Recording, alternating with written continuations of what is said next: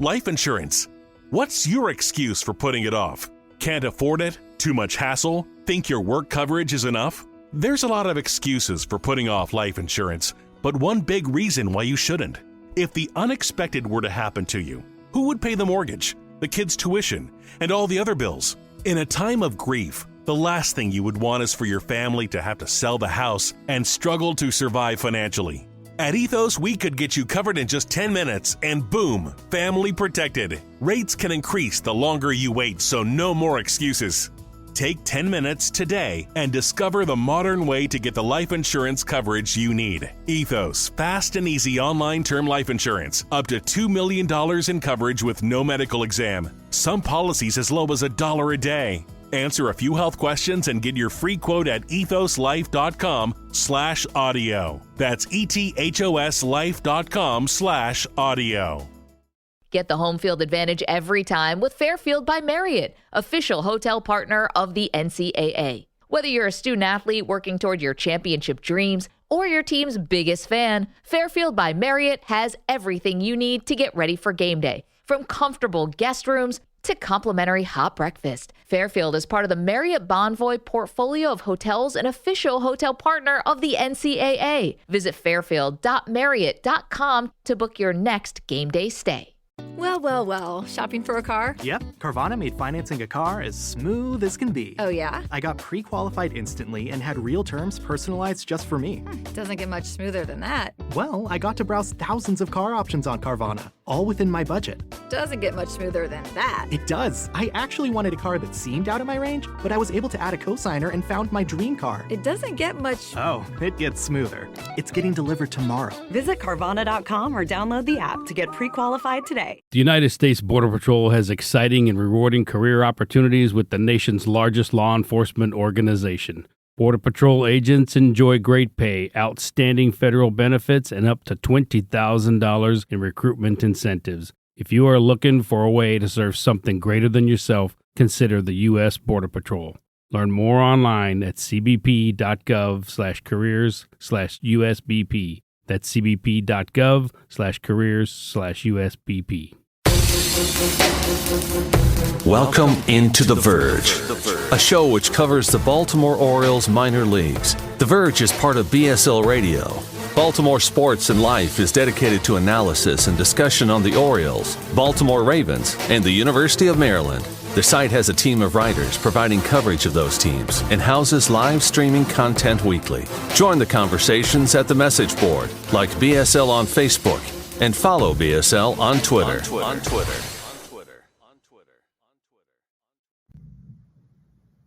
Want to make a podcast? Spotify's got a platform that lets you make one super easily, then distribute it everywhere and even earn money, all in one place for free. It's called Spotify for Podcasters, and here's how it works. Spotify for Podcasters lets you record and edit podcasts right from your phone or computer, so no matter what your setup is like, you can start creating today. Then you can distribute your podcast to Spotify and everywhere else podcasts are heard. Video podcasts are also available on Spotify. With Spotify for Podcasters, you can earn money in a variety of ways, including ads and podcast subscriptions. And best of all, it's totally free with no catch. Ever since we discovered Spotify for Podcasters, we feel like having options like video podcasts and Q&A lets us be more creative on another level. I highly recommend you give it a try. Download the Spotify for Podcasters app or go to www.spotify.com/podcasters to get started. Welcome to On the Verge. This is Zach Spedden, joined by Nick Stevens. Bob Phelan is out this week, so Nick and I will be breaking down the latest Orioles news, including the promotion of Jordan Westburg to the major leagues in his debut on Monday night. We'll also talk about the Norfolk Tides clinching a playoff spot in the International League, and talk about the latest news and mock drafts for the upcoming 2023 MLB draft, in which the Orioles will be picking 17th overall. Before we get into that, though, we're going to welcome a new member of our Patreon community, as we do at the top of every episode. And for that, I'll turn it over to Nick. Yeah, sorry, Bob, but I got the easy name this week for this one. We do have one new patron, Bill Evans.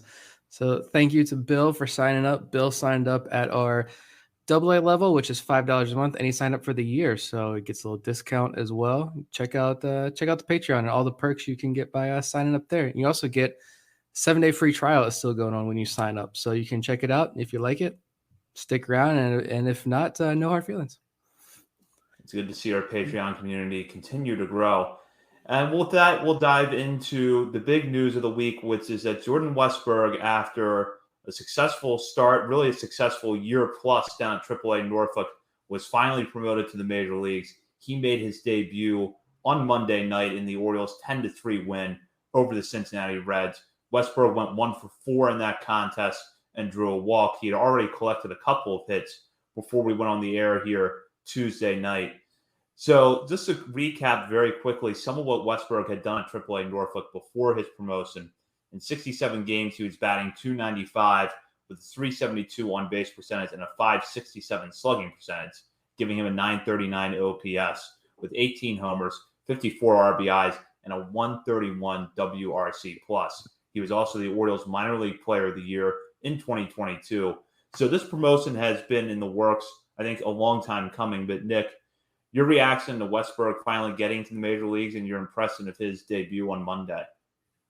I love nothing more than watching these guys reach the major leagues, especially now that we're entering this range of, we started this podcast in February of 2020. So those guys in the 2020 draft class, they entered right as we began our own journey here. So it's cool to see we've now followed these guys from day one in the organization to now being in the major leagues. All just the Twitter videos, the hype before the game, the shots of the family. That's what does it for me. I mean, it's pouring down raining and you saw everybody just scatter. I know you were there, right? You got to see it live, but I was watching dry at my house. Didn't have a problem with that one this time, but you see everybody scatter and it's like, oh man, everybody's just leaving. Westburg's going to come up to bat. You see his family out there braving it, and he works the walk. And I believe he was down 0-2 in that count too, in that at bat, and then works the walk. And you just see his wife start crying, and it's just like, that's awesome. I love this for him, his family, and like you say, he's got 2 hits already tonight as we're recording. Probably might have more here before we're even done. So it's good to see him finally up in the majors. I mean, the numbers spoke for themselves. He had over the course of his career. I lost the numbers here. There you go. 317 games in the minor leagues, 60 home runs, 877 career OPS down there, 81 doubles. I mean, even 35 stolen bases, almost had a stolen base last night as well. He's definitely earned this. And I think as we've all kind of noticed, he's wearing number 11. He got all the flowers there last night as an official intro as a Baltimore Orioles. So he's definitely, he's not going anywhere. He's going to be on this roster for the long haul now, which is a good thing. I was at the game, and I would like to take credit for not scattering when it started to rain in the middle of his first at bat. However, my seat is partially undercover, so it's not like I sat there and let myself get drenched. But in all seriousness, going back to Westburg, he absolutely deserved this. He has been mashing the ball at AAA for over a year now, and it feels like he is one of those guys that has sort of answered the challenge with every level. We've seen him get into a few slumps in the last couple of years, although it really was not the case this year. We've seen him get into slumps, work his way out of them. We've seen him make adjustments to the level and make adjustments against more experienced pitching. And while I don't think every game is going to be as easy for him as tonight is going, or even as Monday night was, he has shown before that he's capable of moving past that, being able to get his way out of a slump and be successful. Yeah, I mean, just you look at last year when he split the year between AA and AAA, and he hit 27 total home runs between the two levels, but he struck out over 27% of the time in AA, gets promoted to AAA, and in 413 plate appearances, his strikeout rate dropped from 27% down to just under 22%. He hit 273, so he raised his batting average almost 30 points between AA and AAA. 129 WRC plus with the Tides last year, and this year he had the same number of home runs in AAA this year, 18, as he did last year in AAA, and 112 fewer plate appearances. I mean, this is a guy on a mission. The walks were pretty much the same. Strikeout rate, pretty much the same, only around 21%. He was on a mission to prove that he belonged in the major leagues, and he's more than earned this promotion. I think what gets lost is, I know in the conversations we had about Westburg up to this point this season, and maybe even into the offseason a little bit as well, but we're very pro Joey Ortiz podcast, And it's like, I feel like it's kind of like, oh, Westberg's just going to get traded. I'm pretty sure my comment on the show was I probably put money on Westberg making his debut with another organization and being traded. I think it just made a lot of sense, but that doesn't mean I wanted Westberg to be traded. I think we're all pretty big fans of him, and he's doing exactly what we watched him do in the minor leagues, and now he's doing it at the major leagues already. So. And to talk about some of the off-field stuff for a moment, we've had Tim Dejan on this show multiple times, and Nick, you actually shared a clip from Tim's first appearance on Twitter yesterday. Him talking about sort of the competition, the friendly rivalry that developed between Gunnar Henderson and Jordan Westburg back in really when Westburg first got into the organization. And we've had multiple teammates of Westburg come on this show to talk about what a good clubhouse presence he is. And that gives you the confidence that he's going to come right into a winning team with a good mix of veterans and young players and add to the positivity in the clubhouse. Yeah, I went back and listened to that whole interview again, that whole segment he was talking about Jordan Westburg specifically, just because I've never heard any coach or teammate give the praise for anyone in this organization as much praise as Tim Dejan gave to Jordan Westburg, because also, not in the clip I reshared, but for anyone who remembers that episode or go back and listen to it, he also said, like, if Tim Dejan said if he has a son one day, he hopes that he's like Jordan Westburg. I mean, that's extreme praise for the character of Jordan Westburg right there. And he has really good stories about the competition between Westburg and Gunnar, and we've heard this from some other guys too, kind of similar stories, how yes, it's competitive, it's competition. That guy is fighting for the same job. Like, there are only so many jobs in the major league level. Only one of you can play third base. Only one of you can play shortstop. But they're not out to like sabotage each other. They're pushing each other every single day. They're legitimate friends on and off the field. And it's good. And we're seeing that, as cliche as it is, the competition makes everybody better. It truly has with these two guys. And the self-proclaimed man, he gave himself the nickname, Mr. Fundamental, as Tim Dejan said. We get the chance to see that now. So I'm happy for him. I'm happy. It took longer than expected, but I don't think any of that matters anymore. He's on the major league level right now, and he's showing out so far with 3 hits in less than 2 games already. This comment here from Vivek, and this actually is a good segue to the point I was just about to bring up, which is Vivek noting here he finds a lot of similarities in Jordan Westburg and Ramon Arias, which is a good problem. Of course, Westburg comes to the major leagues at a point where Adam Frazier, Jorge Mateo, Ramon Arias, and Gunnar Henderson are all healthy on the active roster. And while we've seen ups and downs with those players over the course of this year, it feels like they kind of have their clearly defined roles on this team. With that said, it seems obvious that the Orioles are not bringing Westburg up with the intention of sitting him on the bench 5 nights a week. So, Nick, how do you see them handling the infield situation with Westburg in the mix now, but still having Arias, Mateo, Frazier, and Henderson in the picture? Again, I'm glad I'm not the one that has to make that final decision, because I don't know if I could. It's a good problem to have. You got a Gold Glover there who you're like, we got to move you around, Ramon Arias, and you've got Gunnar Henderson, who is a mighty fine defender at short and third. You've got Jorge Mateo, who that's a whole nother conversation, I feel like, but just defensively speaking, we know how elite he is defensively. I think you probably see him a lot more at second base, third base, maybe some outfield. We'll see how they decide to maneuver this roster over the next couple of weeks. But remember, he played a lot of outfield too down there in Norfolk, especially this year. So they can move him around, well, which is good, because if you want that bat in the lineup, there are plenty of options defensively for him. And I was listening to Rates and Barrels podcast with Eno Saris, and they were talking about the Jordan Westburg call-up.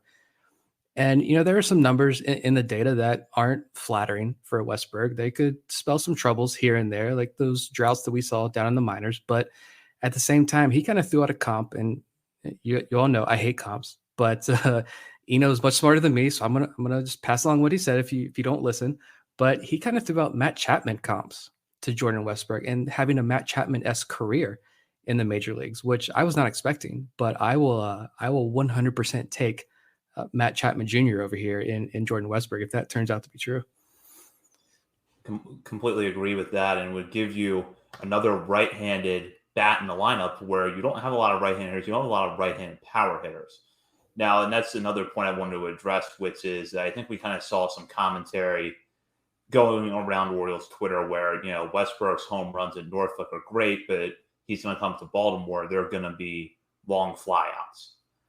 Westburg doesn't have Kobe Mayo type pull power from the right-hand side of the plate. We know that, but he's still a guy that's capable of driving the ball in the gap. He's not hitting a lot of soft fly balls that just get their way out, scraping the back of the wall at Harbor Park. When he's locked in, he can hit the ball really hard. And in fact, we've seen that with a few of his swings in the major leagues already, where he's going to line the ball to left field. So I don't expect Westburg's power. We've rattled off some of the numbers here. I don't expect that power to carry over in terms of home run totals at the major league level. But I don't think it's going to be a situation where he's hitting 240 with a high fly out rate and a low on base percentage. I think he's capable of driving the ball in the gap and at least giving you a good amount of doubles. Yeah, and I mean, just look up his splits here on Fangraphs. You can see last year in AAA, for example. We'll go back to AA last year. Last year in AA, he had a pull rate of 47.2%. Just 22% of balls went the opposite way. When he got bumped up to AAA, it was over 50% pull rate. And then this year in AAA, only 38% of the time he pulled the ball, 30% center, 31.6% the opposite way. So clearly, I mean, you're tapping into that raw power. You got him 27 home runs. Just pull the ball, do damage, pull the ball, do you. And clearly he was making adjustments. I mean, knowing you're going to be in the big leagues this year. Like, you are going to play at Camden Yards at some point this year. We know the issues that wall causes for right-handed hitters. I think it does cause issues for a lot of guys. Look at Ryan Mountcastle. We know that. But I also think to an extent it gets exaggerated just a little bit. I think everybody just wanting to trade every right-handed hitting prospect in the organization.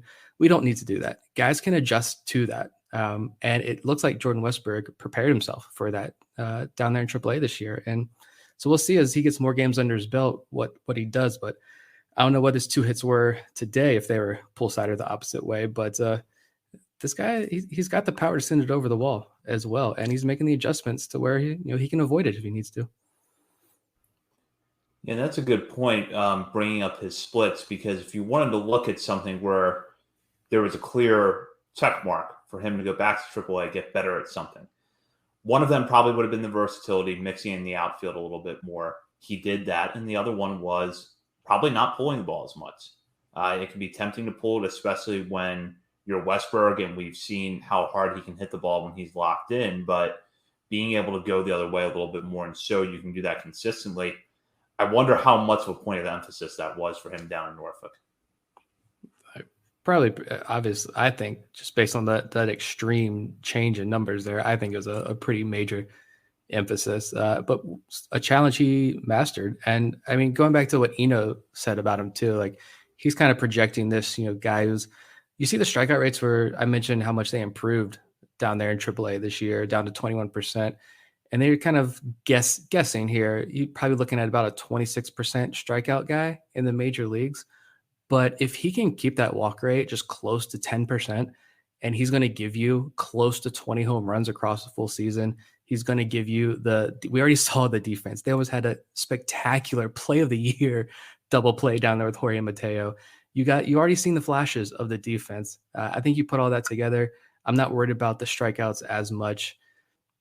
Just avoid those long slumps now that you're up here in the major leagues. And I think Jordan Westburg is going to be mighty fine up here. And Westburg, with his promotion to the major leagues, leaves behind a Norfolk Tides roster that rolled through the International League in the first half of the season and has already clinched a playoff spot. AAA levels this year are going with the first and second half models for their postseason. So Norfolk, in a league with no divisions, had the best record overall in the first half of the International League. So they will play a 3-game International League Championship Series in September. The Tides finished the first half at 48-26 with a run differential of plus 106. 454 runs scored compared to just 348 allowed.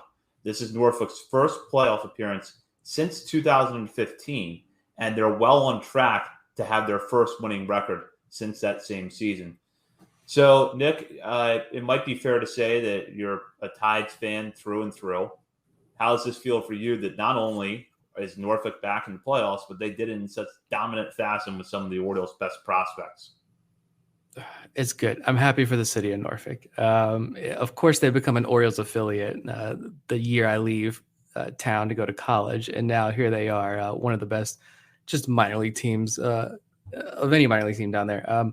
The numbers are just astonishing. Like the record speaks for itself, but just as a team, like, they hit 277 team batting average in that first half of the year, which was only 1 point behind Louisville for the lead in the International League. 360 on base percentage was 8 out of 20 teams, the third highest slugging percentage as a team, third in OPS, third in runs scored. You mentioned the run differential. Like second place in the best run differential in the International League was St. Paul at plus 55. So Norfolk had almost double that, which is just massive. And it's not all just the hitting. Yeah, there are a ton of good hitting prospects, but the pitching also performed extremely well. Norfolk has the second lowest team ERA in the International League. They're like top 5 in least amount of home runs allowed. It's the pitchers have been well. You look at some of the guys like Drew Rom and Ryan Watson maybe haven't had the years I think a lot of people were hoping for. Chris Valamont's had some struggles as well, but Bruce Zimmerman was down there, has pitched really well. Cole Irvin, I mean those two guys combined for like 18, 19 starts and like 80 or 90 something strikeouts, not many walks, both ERAs around 3.5. So they contributed well. And the bullpen down there in Norfolk is what I think stood out. And we talked a lot about those guys the other week, like the Edward Pizzardos, Nick Vespi doing Nick Vespi things. Reed Garrett, when he was in the organization, pitched very well. Darwinzon Hernandez, if he doesn't stick in the majors, clearly he might have a future career in MMA or something, based on the other day with old friend Patrick Dorian down there in Nashville. But this Norfolk team was rocking and rolling, and it's not just the top prospects. There's a lot of, like we've talked about before, just good quality depth options that, in case of emergency, the Orioles have good options to pick from. Yeah, it felt a lot of ways coming into the season like Norfolk had the perfect AAA roster. But rosters always look good on paper, or you can always find the positive of a roster on paper. And you have to see how things play out. Yeah, pretty much from day one, when they opened their season in Durham this spring, it looked like this team was going to be special. And they pretty much have been dominant in all facets of the game. You talked about the bullpen, which has seen a lot of production. And the lineup, even when you take Jordan Westburg out of there now, you still have Colton Cowser. You still have Joey Ortiz. Lewin Diaz has been hitting the cover off the ball this year. So has Daz Cameron. So some of these guys that, are no longer prospects, sort of former top prospects that haven't quite been able to make it in the major leagues, are performing well there. So they really just have been such a well-balanced team to this point. Yeah, I feel like Connor Norby his season's kind of gone unnoticed a little bit, just because there has been so much talent in Norfolk, and he's not he doesn't have double-digit home runs yet. He only has 8 home runs, but he has 21 doubles. I mean, we're singing the praises of Kobe Mayo and his 26 doubles. Norby's not too far behind. That batting average is jumped up noticeably over the last couple of weeks. He looks a lot more comfortable.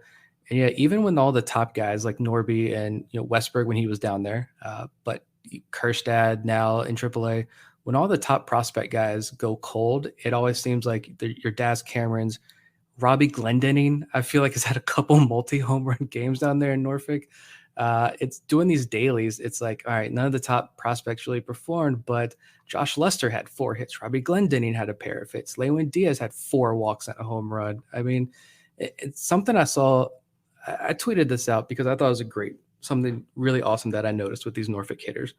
And it was some of the veterans like your Lewin Diaz guys, but also some of the prospects like Maverick Hanley. I can't remember if Connor Norby had one or not, but a game the other day in Nashville, like I think they challenged like 4 calls in the first couple of innings, pitches that were called strikes, because for anyone who is not familiar with the changes AAA made a couple of weeks ago, Tuesday through Thursday, games in AAA are all called completely by the ABS system, the automated ball strike system. But Friday, Saturday, and Sunday games are called by the umpires, but they have a challenge system. So pitchers, catchers, hitters, and coaches can challenge a call. And Tides hitters kept challenging these called strikes, and like 4 in a row all got overturned to balls. So these guys they know the strike zone extremely well. They're making fantastic swing decisions to where, all right, maybe if you look at like the statistical leaderboards, maybe they're not at the top of the International League and like home runs, doubles, or triples, but they're getting on base, and then guys behind them are doing damage with the random Josh Lester, Robbie Glendening home runs. I mean, it's this whole approach that we're seeing at the major league level. We're seeing it at the AAA level. And these guys are working their way up to the major leagues. More of these guys are working their way up to the major leagues. So it's all just one cohesive unit working pretty well together. Go to this question from Vivek. Greatest Norfolk team of all time. You might be more qualified to answer that one than I am. And maybe even if it's not the greatest team of all time, sir, how would you rank it compared to Tides teams that you've seen? I mean, since the Tides became an Orioles affiliate in 2006, this is without a doubt like the best team, best Norfolk Tides team since they were an Orioles affiliate. I think it's to be fair. I mean, when we started this podcast, look at the lineups that they were rolling out down there in Norfolk. You have maybe 1 or 2 prospects. I feel like I know Connor Newcomb, shout out Connor, Locked On Orioles. He would do the preseason previews and would have us on. And of course, he'd bring me on for the Norfolk previews. And we're talking about like 1 top 30 prospect. And now you're looking over here and this team has 7 or 8. By the end of the season, you could have more. Like Cade Povich is on the way. Chase McDermott, probably another top 30 guy. Kobe Mayo should be on this roster. It's, minor league records, I don't think mean too much. Like you look at Bowie, right? Bowie has a terrible record for most of the year, but Kerstad, Mayo, Prieto, Povich to an extent, and Chase McDermott, like these guys are all having solid seasons or flashing brilliance down there in AA. So that's okay if the wins didn't come, because some nights that lineup was kind of rough, right? But this Norfolk team, like the wins, that winning culture, like whatever, you can't quantify it. I get that, but I feel like these guys, as they move up together to the pros, like they're going to bring that with them, that desire to win. They're already going to know how to win, and they're not going to want to stop once they get to the major leagues. And this is something that's kind of interesting to think about. The Tides will begin their postseason series on Tuesday, September 26th. The winner of the International League Championship Series, which would be either the Tides or the winner of the second half, will then play against the winner of the Pacific Coast League Championship Series in a winner-take-all game at Las Vegas Ballpark on Saturday, September 30th. Now, we're looking that far ahead. We're looking a little ways ahead here, but some of the names you just rattled off of guys that are at Bowie now. Who could be on the field in September when the Tides are hopefully completing that push for the International League and possibly the AAA championship? Well, first of all, I was able to find it here. The best season that the Tides have actually ever had was 1995. They went 86 and 56. 1975, they were 86 and 55. So that was a little bit better there. So they're at 48 wins now. So we'll see if they can eclipse that. But yeah, I don't know if Kerstad is going to be around for that playoff push. I kind of hope not. But I mean, you look at this Bowie roster, and there are going to be some bullpen guys that replace some of the veterans that leave. I think guys like Keegan Gillis could be up there in AAA. Chase McDermott and Cade Povich, like I just mentioned, you hope they're up there in AAA. Carlos Tavera, hopefully. Maybe he's turning a corner with these last outing he had. We'll see. But, guys like Kobe Mayo is definitely going to be on that Norfolk roster. I think you could even see a guy like Judd Fabian, because AAA's schedule runs a little bit longer, and now you're going to have that extra playoff series. If Fabian continues to do well in Bowie, I could see him being added to that Norfolk playoff roster as well. Where would John Rhodes fit in this for you? Because Rhodes, it feels like he's been one of those guys we've been talking about for a while. Is if he can just stay healthy, have a consistent stretch of at-bats, and really put the raw tools together, he could make things interesting. We've seen him make a lot of highlight reel plays in right field for Bowie lately, and the bat seems to be ticking upward a little bit. So do you think he's in that conversation? Yeah, I mean, you have to imagine Colton Cowser gets called up to the big leagues. You hope that's the case. And if Kerstad is up there as well, depending on how many trades or what the roster looks like in the next couple of weeks, you could see a role. You see Das Cameron probably out there. John Rhodes maybe is your like a utility type guy. I mean, they could also have Kyle Stowers too. I keep forgetting Kyle Stowers is still in this organization. So like we'll see. They're gonna have a deep outfield. This lineup I could see, an infield of Cesar Prieto. Connor Norby is probably still going to be down there in AAA right now, but Lewin Diaz, maybe get a scrappy Greg Cullen back on the infield by the end of the year. I could definitely see this team taking home the AAA championship this year. Go to a question here from Wyatt, since you were just talking about the outfield situation a little bit. Has Aaron Hicks begun his return to earth? Seems like Colton Cowser just needs Hicks to return to normal before getting promoted. I don't know that Hicks has returned to earth necessarily. He's still doing some pretty good things, even if it's not at that dominant level that he was for the Orioles over the first week or so. But Nick, what do you think of that? What would have to happen for Cowser to get to the majors? I was thinking about that earlier, and because clearly Cowser's the next guy to get the call up. I know we've gotten some questions about, could Kjerstad leap Cowser to be the next guy to get promoted? I don't think so, just because I think when Cedric Mullins went down, it seems pretty clear and obvious now, based on some quotes and just looking at what Cowser's done this year, that Cowser was going to be the replacement for Cedric Mullins while Mullins is on the IL. But unfortunately, that's when Cowser was also hurt. I mean, now, I think somebody's going to have to be moved. I mean, Cowser does have that advantage to where he can play center field. And so we know, if Ryan McKenna is really, really struggling and the Orioles just say, we can't do this anymore with McKenna, then Cowser can move up and get that spot. We know that was the issue with Kyle Stowers. They're not going to get rid of McKenna to bring up Kyle Stowers because Stowers really can't play center field. But Cowser can. So, we're saying this is McKenna just hit that, walk-off home run the other night, but it's going to be tough unless Aaron Hicks really bottoms out or McKenna really bottoms out or there's movement. I think there's just going to have to be a trade. Otherwise, I see it being pretty tough for Cowser to crack this lineup, which it's just unfortunate. I think it was, there were some articles written today. I think, I don't remember who off the top of my, I don't know if you read or not, at the Baltimore Banner. Might've been the new guy, Kyle, can't remember his last name. Yeah, Kyle Goon. Kyle Goon. I think maybe he wrote the article, but I mean, there's discussion in a lot of articles today talking about this Jordan Westburg call up and how it took so long, where it's just that's the price that a lot of these guys are unfortunately going to have to pay because the major league team is performing so well. There's really not a whole lot of spots.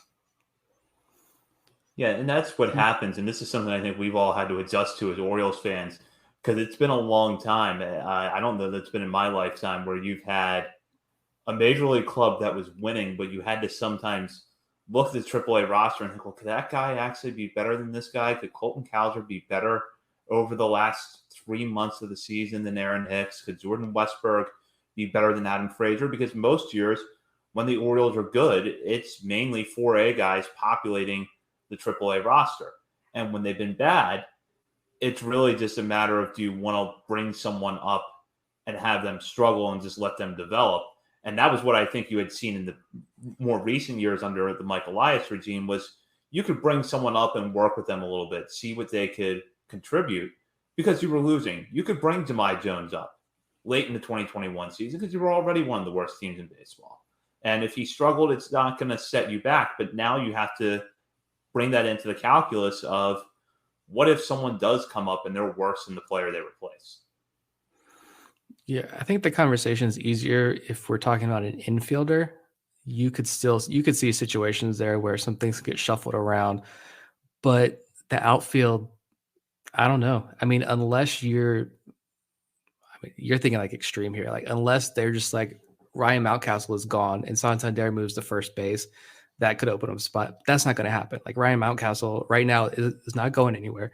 I think you cover that pretty well in a recent mailbag. I mean, unless there is some sort of trade where Mountcastle is packaged in that deal, I could see Mountcastle being the first baseman here in Baltimore, at least for the next season and a half or so. So, I mean, that's not an option. But, I mean, other than that, I don't really see, unless Hayes or Santander is packaged. But I know those are two names that Orioles fans like to throw out so easily to trade. But it's you don't need to move these guys right now. This outfield is playing extremely well. I just don't see any purpose. I'm not going to sit here and root for Aaron Hicks to fail. I'm not going to root for Ryan McKenna to fail. I want them to succeed.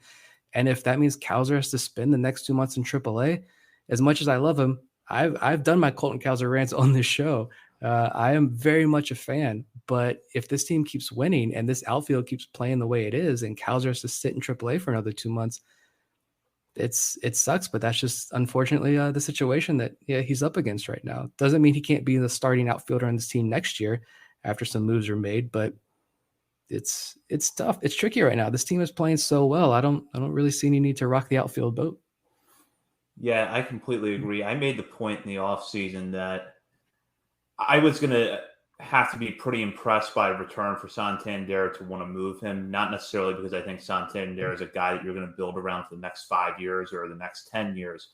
But a lot of times in the second half last year, when you felt like the Orioles needed an extra base hit in a tight spot, Santander was the guy that you wanted up at bat because the Orioles just didn't have that much power last year.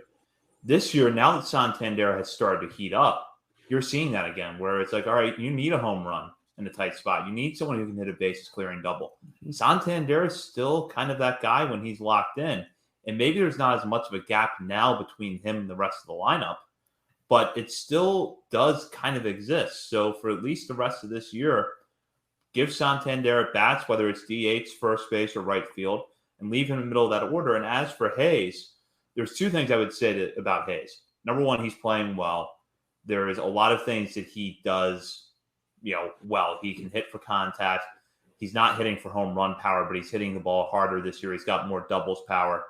And while his left field defense isn't great, he's got the arm for the position. The other thing, too, is that I don't think him being second in the American League in batting average is going to fool some team into overpaying for him. And I don't even think that's the kind of move you want to make at the deadline, because a good example of that last year, the kind of cautionary tale, the Brewers are leading the NL Central. They trade Josh Hader, and that move backfired. Not because Hader pitched really well when he went to San Diego, but because the players they got in return didn't provide much value. It apparently caused some discord in the clubhouse. So, that's something you've got to factor in when you've got someone who's a productive member of your team, who's not in a Trey Mancini situation where he's going to be a free agent at the end of this year, or the Jorge Lopez situation where I think we now know that was the best you were going to get for Jorge Lopez in a trade return. You go ahead and you make that move. I don't think that the Orioles are really there with Austin Hayes. No, and I've said some things about Austin Hayes by the end of last year, but I'm sorry, Austin. This is my formal apology for some of the things I said about you. I spent a lot of draft capital on you this offseason, if that makes up for it in fantasy baseball. But it's just, if the Orioles, I know you shouldn't say this. I'm not going to say this on Twitter. You get roasted for it. But I trust that this organization, they will bring up a guy. If they believe that Colton Cowser is going to make this outfield better, they will bring him up. But if they do not think that he is going to be a good fit right now, and McKenna gives you a better option for whatever reason, or Hicks gives you that better option for whatever reason, they're going to stick with those veterans. I know a lot of people don't like it. They don't like the way some of these lineups look, but this team is one of the best teams in baseball. And I don't see any reason to shake anything up right now, unless Colton Cowser could eventually force the issue. And like I said, McKenna or Hicks could bottom out completely. That could happen, or there could be a trade. But until then, it's going to be tough. So you just mentioned your Colton Cowser rant a few minutes ago. And before we, as we were getting ready for our show this week, you told Bob and I that you had a similar rant prepared about Joey Ortiz. Yeah. So I think now is the perfect time to let you take it away. Yeah, just I don't even want to call it like a rant. Just I have a very strong take about this Joey Ortiz situation, because we're talking about Norfolk Westburg call up. It's a good place to end all that conversation here. But like Joey Ortiz, with Westburg's call up, there's been a lot of comments, questions, discussion, all valid, 100% valid. And I'm not attacking anybody. I'm not calling anybody out. It's been a lot of different people, and they're all very valid questions and concerns. Is the last couple of days or last couple of weeks and how the Orioles have handled Joey Ortiz indicative of how they view Ortiz as a prospect in this system? Again, very valid question, right? They get him up. He's getting this Kyle Stowers treatment, right? Westburg now comes up Westburg gets to number 11. He's up here to stay. He's not going anywhere right now, which is fine. But I think, in my opinion, I don't think this tells us anything about how the organization views Joey Ortiz. I just think, honestly, right now, it's not Joey Ortiz's time to be in the big leagues. He had to be put on the 40-man roster due to the Rule 5 draft. This team is one of the best teams in baseball right now. Every 40-man spot is crucial. So at the same time, you cannot lose Joey Ortiz. I don't know who had the number 1 pick in the Rule 5 draft. Whoever it was, Joey Ortiz would have been the pick. He'd be the everyday starting shortstop for that team, no questions asked. And like it or not, like, this team is going to move guys throughout the lineup, up and down lineup. They're going to play the matchup game extremely heavily. And all that lineup construction stuff that people love to complain about, they're going to do this every day. And clearly they're doing it to an extreme level. And if Joey Ortiz is on the 40-man roster and has the ability to be moved between AAA and Baltimore, they're going to do that as well. I think it's 5 is the limit that you got before you got to go on waivers. He's not there yet. So they're going to take advantage of that as well. But it doesn't mean that they're down on Ortiz or don't think that he can be an everyday player. And I'm trying to remove as much of my bias here as I possibly can and just give my honest take on who Joey Ortiz is as a player, looking at the data, looking at his growth and development in the system, and knowing how pretty important people in this organization view him. Like, go back to 2019, Joey Ortiz was drafted out of New Mexico, very little hype about the bat. And it's easy to discredit really any offensive production from these New Mexico college hitters because they play at that extreme elevation. But it was a lot more than that. It was people generally just did not like his bat, which is fine. Glove first shortstop. There are a million of these guys. Joey Ortiz is another one, right? Play short season ball in 2019 after getting drafted, which is a brand new regime in charge. I don't think I could join that call because internet issues at the beach, but you guys talked to Johnny Reiser on this show and about what it was like in 2019 and how, the Michael Ash regime, the player development system we see now, that was not in place in 2019. So that's the organization that Joey Ortiz came into that season in short season ball. Then 2020 comes, can't play because there's no minor league season. 2021 comes around, he's in high A, hitting for a high average. It's like, whoa, he's got a hit tool now, right? Could this be something? No power, though. Gets promoted to AA Bowie, the power surge. He had like 4 or 5 home runs in only a couple of games. Then he tears his labrum, and he's out for the entire year. Pretty much, 75, 80% of the 2021 season, that gets wiped out. 2022 now comes around. Last season, he is coming off a torn labrum. He has virtually very little pro experience at this point, and he's in AAA. So, of course, it took him a long time to get in a rhythm and become the Joey Ortiz that we've watched over the last couple of months. That was expected, I think, of him. I just think if the Orioles were forced to put him on the 40-man if the Orioles weren't forced to put him on the 40-man roster last offseason, that the plan for Joey Ortiz this year would have been to keep him in AAA pretty much all year to get those much-needed at-bats. But the Rule 5 deadline altered those plans, forced the Orioles to use him in a way that they didn't want to. And Westburg is up now, so hopefully this means that Ortiz can just stay in AAA for a long stretch, play shortstop every day. And I don't think there's any need to dive into the StatCast data of Joey Ortiz and his 30 sporadic plate appearances in the big leagues. I don't think this organization views any lesser of Joey Ortiz. I still think he is top 3 or 4 prospect in this organization, the top farm system in all of baseball. He's one of the top prospects on every national list, in the top 100 list. He just got screwed by the pandemic and an injury and the Rule 5 deadline, and all of that came together, and it forced the Orioles to take a different path with him. Maybe I'm wrong. Wouldn't be the first time, but I refuse to believe that this recent treatment of Joey Ortiz is indicative of how they view him. So. Yeah, I agree with you. And I got a question this past weekend in the mailbag about this very issue, about why isn't Ortiz playing more? At that point, he was still on the active roster. And I couldn't find an easy answer to it because they actually were fairly aggressive with him, at least in terms of giving him at-bats, the first couple of call-ups that he had to the major leagues this year. I think at the same time that they knew those were both going to be short-term stints. And when he first came up, I think they had back-to-back games in Detroit where they were facing left-handed pitchers, so they put him in the lineup. This time around, I don't know why they weren't aggressive. The only thing that I could pinpoint is that he had just come off the IL not long before the promotion. And this could be where, you're talking about how they, that 40-man roster spot forces their hand. He was Rule 5 eligible in the offseason.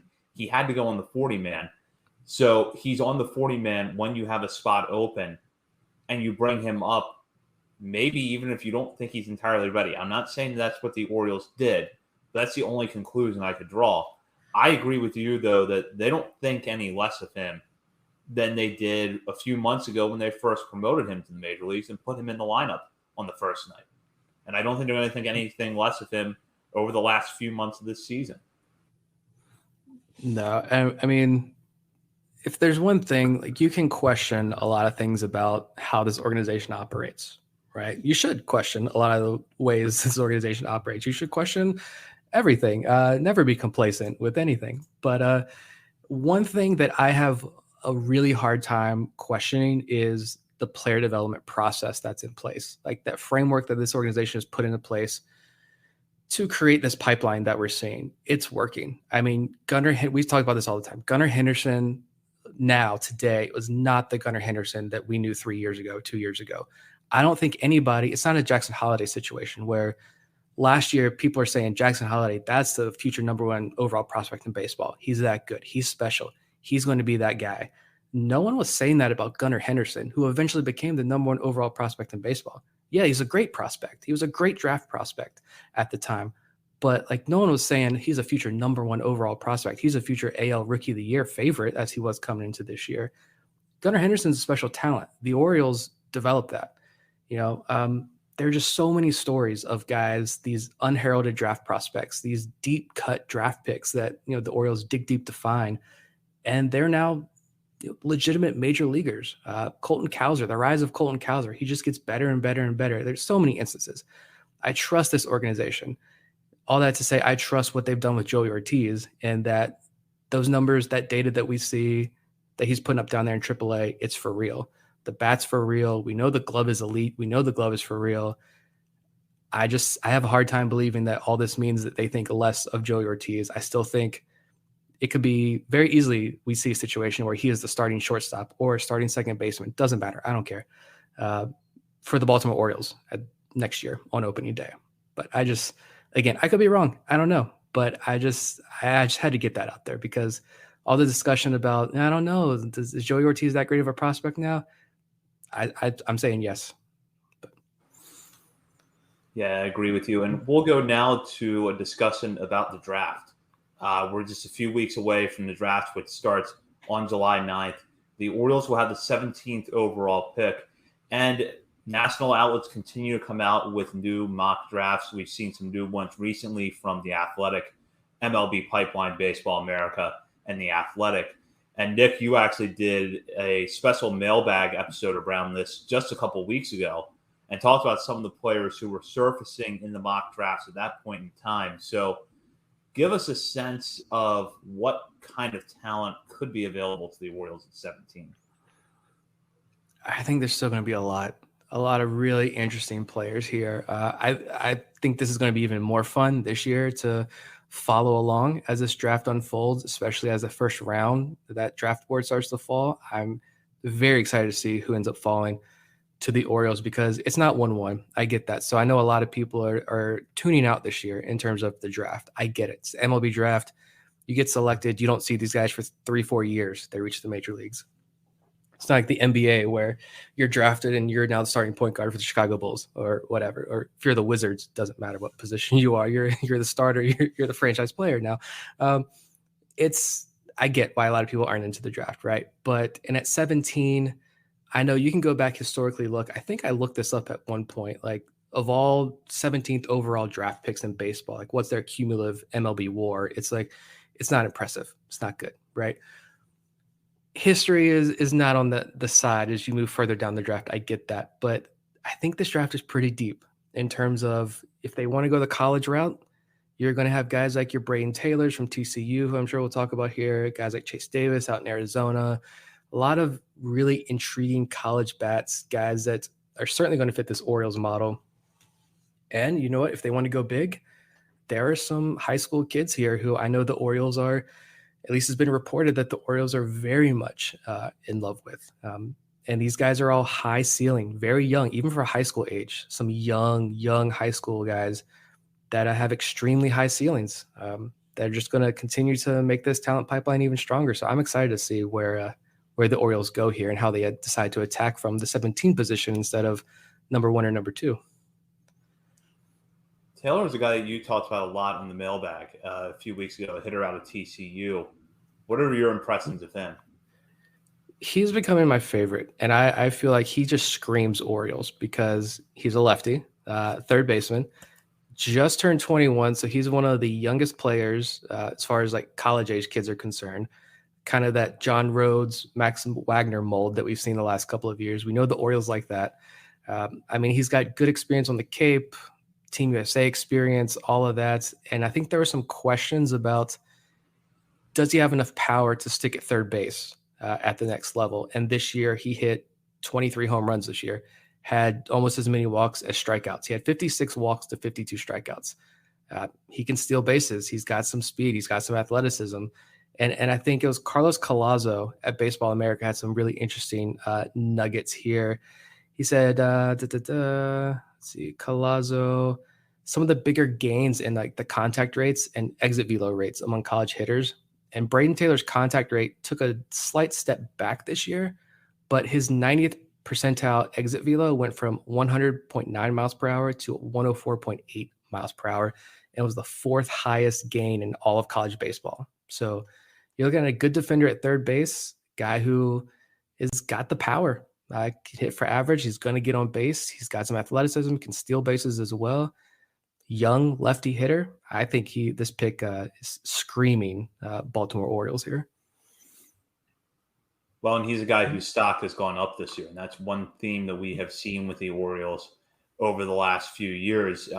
Really, whether it was Heston Kjerstad in that shortened 2020 season or Colton Cowser and Jackson Holliday over the next 2 years. If a player's future value and his production really take a spike in the months leading up to the draft, that's going to make him all the more interesting to the Orioles. So I agree that Taylor should definitely be in the mix. I'm going to pull up another name here that Joe Doyle recently mocked to the Orioles, and that's Jacob Gonzalez, a shortstop out of Ole Miss. Doyle says that the Orioles seem to be in the perfect spot in the draft where a number of super talented bats could fall into their lap. In this case, it's Gonzalez. So the Orioles would go for another college bat in Gonzalez. What are your thoughts on him? I mean, you already went after Anthony Servideo, who was an Ole Miss grad. You went Jordan Westburg, Mississippi State. So why not continue with the Mississippi shortstops? But I remember Jacob Gonzalez, like his very first game at Ole Miss, highly touted high school prospect, played, I think, every single game his freshman year. Yeah, freshman year, 67 games played. He hit 355 with 12 home runs, 40 home runs across his career there, 123 walks to just 94 strikeouts in 3 years at Ole Miss. Seems like, I don't know if, based on reports, I mean, I'm not going to sit here and be able to tell you that I can grade these guys defensively, but I mean, from a lot that I've seen, maybe he doesn't stick at shortstop. Maybe you have to move him around a little bit, but he's a left-handed hitter who, yeah, he's got power, but you talk about controlling the strike zone. Jacob Gonzalez can do that. That was the first mock draft I'd seen him fall that far, which was definitely interesting. If he falls and you want to go the college route, this is a guy who I think is not going to spend a whole lot of time down there.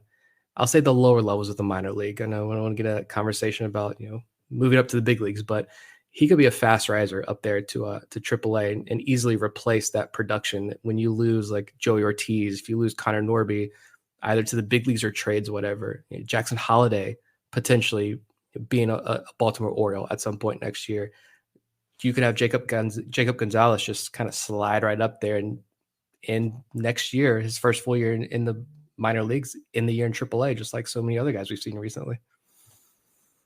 It does feel overall that this is the kind of draft that fits the Orioles models because there's going to be a good number of college bats coming out of major conferences as well as some young high school guys available at 17.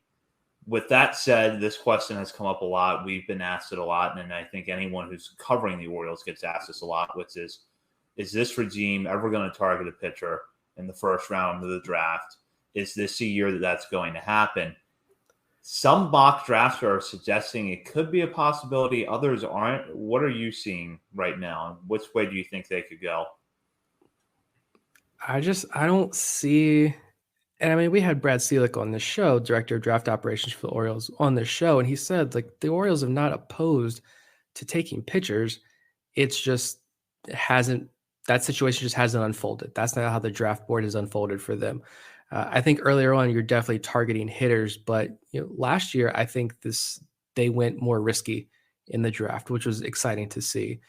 And so I think if a pitcher is there, they would take it. Like Hurston Waldrop out of Florida is a guy who had a big College World Series there, or a big postseason run down there for Florida. If he falls, I know, referencing Joe again, I know he had some high praise for Hurston Waldrop, and his saying that there's no hard connection between Waldrop and the Orioles as of right now, at least none that he's hearing. But Waldrop's stuff married with the Baltimore Orioles pitching development program could make him, without a doubt, like the top pitching prospect in this organization, which is high praise. I mean, Joe has been on record, and I've seen some other places too, saying Hurston Waldrop might have better stuff than Paul Skeens, who's top 2, top 3 pick coming up in this year's draft, probably a future national, right? Like, I don't know, but I just don't see the way a lot of these mocks are falling and where guys are slotting at. I don't see them going pitching, more so again because there's just not going to be any pitchers there. Yeah, I would be surprised if Waldrop falls to 17. And I'm even reading a report at Fangraphs that isn't entirely high on Waldrop. Derek Longenhagen, his work over there at the board, he just recently updated that. And he notes that there is some relief risk to Waldrop, but that if he does move into the bullpen, he has an elite floor. And he even says he's the second best pitching prospect in this class. So I have to think that between some of the hype that was already around him during the season, his performance in the postseason, that someone's going to take him. Someone's going to take him before 17. So I would be really surprised if he's there, but I think the Orioles absolutely should consider it if he is. Yeah, if he's there, yeah. But I'm also like, I know a lot of people are clamoring, like, use all this draft capital, like the top of the draft capital for pitching prospects. I'm fine if they don't. Like, they have a type as far as pitchers are concerned, and they're not going to stray from that. Just like the hitters, they have it for the pitchers too. And we're seeing real gains from a lot of pitchers in this organization.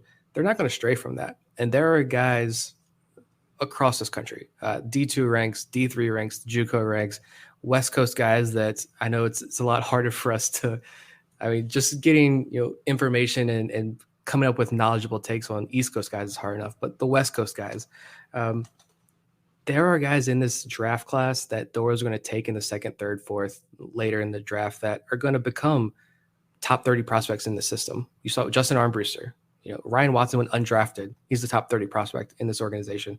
Minor league pitcher of the year last year for the Orioles. They're going to find their guys later in the draft. I'm fine if you don't spend all that draft capital on pitchers who are more risky. Hitters, it's proven. They've proven they can take guys, Colton Cowser, Heston Kjerstad, look at Judd Fabian this year, guys with question marks. They can take these guys, get them through the organization pretty quickly, fix some of the holes these guys have, and turn them into top 10, top 15 prospects in the organization, turn them into top 100 prospects. So why not just keep attacking that? And you have a treasure chest full of hitting prospects to trade for whoever you want across the league, proven major league pitchers. Just trade for them. I like that strategy instead of going the riskier route and spending a first round draft pick on a pitcher. But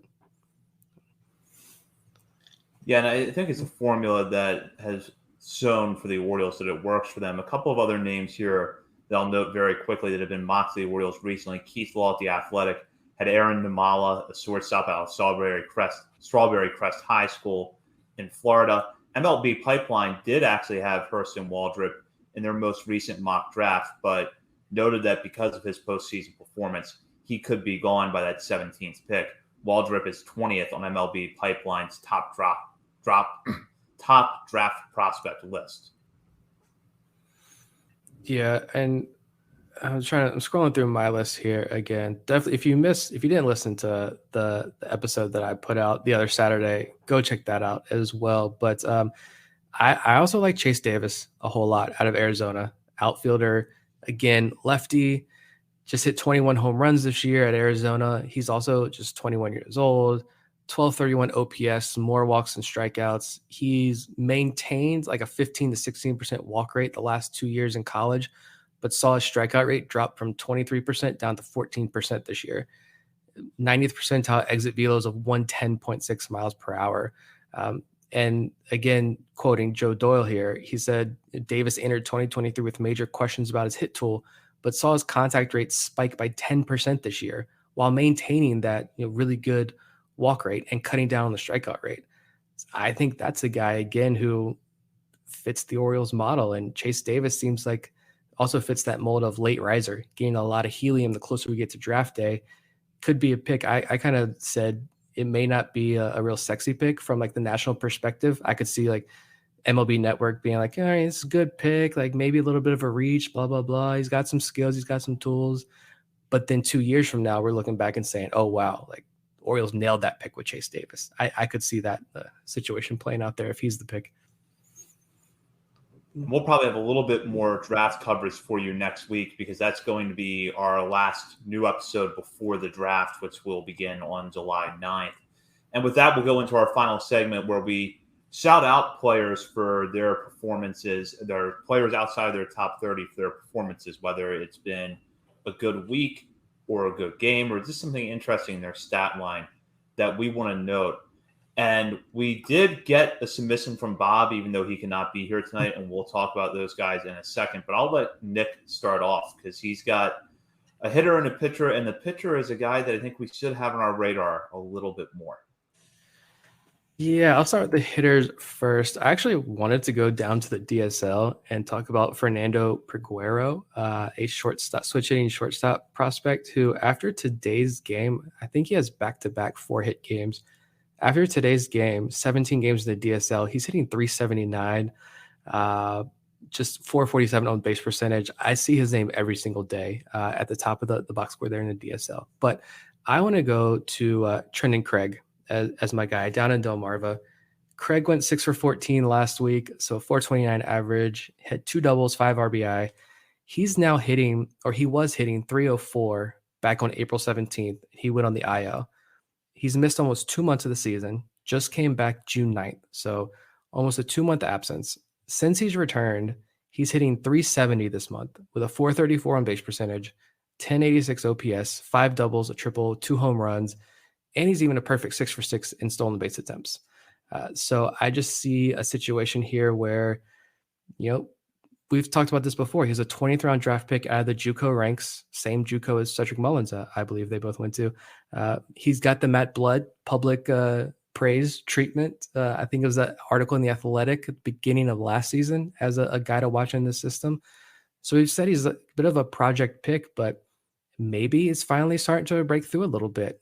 And I think if you look at Aberdeen's roster, it's got Dylan Beavers, Isaac Bologna, and Douglas Hodo in the outfield right now. So there are plenty of at-bats to go around if the Orioles want to promote him to Aberdeen next Monday. They should go ahead and do that. Aberdeen's the only team that's off next Monday, so good time to promote him if he has another good week here. But the pitcher, I probably just did him last week or 2 weeks ago. We should probably keep track of who we do throughout the year, but that's okay because we need to mention him. Like you said, Cooper Chandler down there in Aberdeen. I wanted to bring him up because John Milley just wrote about him over at the Baltimore Banner. And this week, Chandler tossed 4 no-hit innings, 1 walk, 7 strikeouts. Now Chandler, 44 innings on the year with the Ironbirds, 2.82 ERA, 1.16 whip, 49 strikeouts. And Milley had some great quotes from Austin Miney, the pitching coach down there in Aberdeen. And Miney says Cooper added a cutter this season. The cutter's been a great pitch for him that's in between his heater and his sweeper. 2 pitches for him where he's got some good velo. To complement a mid-90s fastball, he's got a really good sweeper that he can get up into the mid-80s. And when his cutter is on, he gets that close to 90 miles per hour as well. He's got 3 really, really good weapons that he can attack hitters with, and Cooper is very dialed in with his routine. So I don't know. This could be a nice little pop-up pitching prospect here for the Orioles. I'll go to Bob's picks now, and Bob had one hitter and two pitchers this week. I'll start with the pitchers because great news, Kyle Brnovich is back. He made his first appearance in a game since undergoing Tommy John surgery last year. It was a rehab outing down in the FCL where he faced the Red Sox and threw 2 no-hit innings with no walks and a strikeout. That was his first appearance since early in the 2022 season. Brnovich was a guy who at one point we had in our top 30 for this organization. Not someone who throws hard, but he's got very good command, and he has a knuckle curveball that when it's on is a true out pitch and could be the difference between him projecting as a reliever or a possible mid to back end starter long term. For the short term, though, it's great to see him back on the mound, and we look forward to watching him work his way up in rehab assignments this year and hopefully be at AAA Norfolk when they are in the postseason later this year. Bob also wanted to shout out Anthony Murillo, who had a good outing for the Orioles on June 23rd against the Pirates, an inning of relief work with a walk and 2 strikeouts. And then Bob's hitter was Billy Cook. Since May 3rd, Cook has batted .325 to .938 OPS, a 151 WRC plus, and a .236 ISO at Bowie. And also another thing to note is that Cook brings a ton of speed and a lot of versatility. He can play all outfield spots plus second base. So Cook really settling in at Bowie, and he's one of those guys that when he's out there having a good night on the field, he's just a really dynamic player. I don't know how else to put it. He may not be the best prospect on Bowie's roster, but when he is locked in, he just could be a real difference maker in a lot of areas. Yeah, didn't he have he had 4 home run game last year down in Delmarva? I mean, this guy you look at the splits, he's got the funky batting stance as well. How tall is he? I have to go back and look here. I got it all mixed up. Oh, he's only 6'1". I thought he was like 6'5". Never mind. He's a bit of a awkward player at the plate, but he could play center field. He's got the arm to play outfield. He's got a number of outfield assists, gunning guys down at the plate. He plays first base as well. I'm pretty sure he's played just about every position except catcher up to this point. But I mentioned this as well on one of the dailies recently. If you look at his splits, this guy hit 103 in the month of April with a 321 OPS. Then he hit 288 in the month of May with an 885 OPS. And now in June, he's hitting 350 with a 966 OPS. Strikeouts are way down this month. He's already matched same 4 home runs and 80 at-bats last month, 4 home runs and 80 at-bats this month, 6 doubles. I mean, perfect 8 for 8 in stolen base attempts. I mean, he's not on our top 50 prospect list, but he is having quite the year down there in Bowie. Absolutely, and I'll go with my hitter now. Going down the FCL for this one and recognizing Raylan Ramos. Ramos in 4 games last week went 7 for 13 at the plate with 2 RBI. He was one of the steadier hitters in the Dominican Summer League last year, and that has carried over to the FCL this season, where through his first 10 games and 33 plate appearances, he's batting .394 with a .939 OPS. Just to give a little bit of background on Ramos, he's an 18-year-old that the Orioles signed out of the Dominican Republic in January of 2022. As I noted, he had his first professional season in the DSL last year, and during his time there, hit .288 with a .769 OPS. And he's now off to a good start in the FCL. So after putting together a solid 2022 campaign, he's off to a good start in 2023. And then for my pitcher, I'm going up to Bowie and talking about Carlos Tavera. Nick talked about this earlier when we were kind of discussing some of the pitchers on Bowie's pitching staff. Maybe Tavera is the kind of guy that if he could put it all together, could be in Norfolk this year. And what you see from Tavera sort of outing to outing is inconsistent results, but at times elite stuff. And that elite stuff was on full display in a victory over Altoona last week, in which he went 5 innings, allowed just 1 unearned run on 2 hits with 5 strikeouts and 2 walks. Tavera has now fanned 49 batters this season. He has walked 32, but the numbers uneven across the board. But you can look at the strikeout total and you can look at some of the game logs and some of the performances he's had this season, including a 10 strikeout start back on June 1st and see that there's real promise to him. I can't give up on Carlos Tavera. This is one of those guys where I'm going to believe in him until the organization says you're done and he's out. But the changeup is such a weapon. It's so beautiful. And it was dancing all over the place. Just a magical dance that thing was doing the other day against Altoona. He can run it up 95, 96, 97 miles an hour. He's got the velo. He had it. Like you can tell the first batter of the game if it's going to be a good day or bad day with Carlos Tavera. I've watched him so much. The body language tells it all. He's not afraid to show the emotion on the sleeves. But unfortunately, you can also tell when it's just not going to be his day. He can just stop walking guys, just get it together. And one thing, though, with him, we found out this offseason that he missed so much time last year. He was on the IL a couple times, and it was non-injury related. No idea what that means. No idea what it was. Not going to speculate, but like, how much has that impacted him? What was that caused him to miss time? We don't know. Hopefully that was nothing serious. He's back on the mound, so hopefully it's all corrected and everything's good there. But I can't give up on him. He's just, the stuff is just so good. Maybe it's the DL Hall trap, but I hope not with Carlos Tavera. Yeah, I hope not too. And something that if you just look at his age and the fact he's on Bowie's roster, it's like, okay, he's 24 at AA. The numbers should be better. He came into this season with only 69 and a third professional innings under his belt because he threw just 57 and a third last year at Aberdeen. And at times, he looks like Aberdeen's best pitcher. And that was a really, really good Aberdeen pitching staff last year. So maybe the age says one thing, but I think the experience level tells a little bit different story. And that's another reason you don't want to give up on Tavera. Yeah, and he's back. They got Forrest Herman was the pitching coach down there in Aberdeen with him. And I know Steve Molesky had a really good article last year interviewing Tavera and the relationship the two of them had and the way like Tavera approaches games and preparation for games versus how Forrest Herman preaches what he preaches to his pitchers. It was just like this perfect marriage. They're back together in Bowie. So it's the season's half over, which blows my mind. I feel like we're still talking like, all right, we're still early on the year. Let's go. But the season is more than half over at this point. But there's still plenty of baseball left, plenty of opportunities for him to end on the high note. And with that, that'll wrap it up for this week's episode. We will be back next week with a new episode. In the meantime, follow us on Twitter at BSL on the Verge. Also check us out on Facebook and Instagram. And while you're browsing the internet, head over to BaltimoreSportsAndLife.com, where you can check out the latest coverage on the Orioles, Ravens, college sports, and more. And when you're at BSL, be sure to hop on the message board and join the discussion with fellow readers of the site as well as contributors. And also a quick programming note. If you are a member of our Patreon community, our top 50 update for July is going to drop next week. You're not going to want to miss that.